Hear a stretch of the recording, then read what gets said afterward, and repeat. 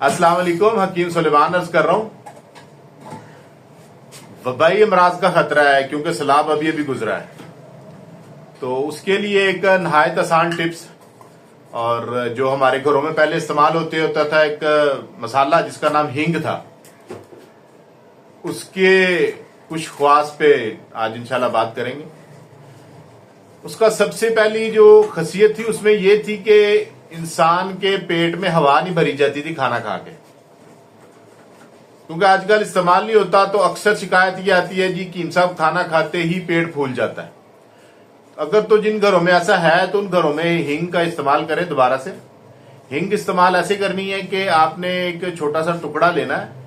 और उसको घी में हल्का सा फ्राई कर लेना है, फिर उसको कूट के मसालों में शामिल करके, तो जैसे मसाले इस्तेमाल होते हैं वैसे इस्तेमाल करें।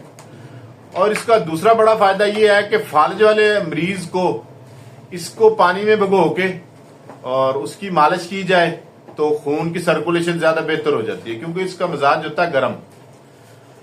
तो जिस वजह से ये जो भी सर्द मिजाज के अमराज हैं उन सब में अल्लाह के फजल से बिल्कुल सही काम करती है। और वबाई अमराज में ये ऐसे काम करती है कि आपके घर में अगर बिच्छू या कुछ जो ये हशरात इनका डर है, खतरा है, तो अपने दरवाजे के बाहर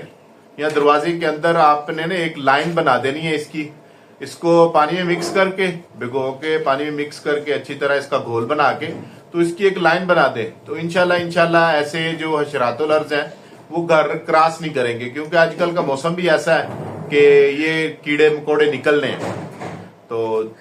इसका सबसे बड़ा फायदा यही होता है कि आपके फालज वाले मरीज और जो भी सर्द अमराज वाले मरीज हैं वो इस्तेमाल कर सकते हैं।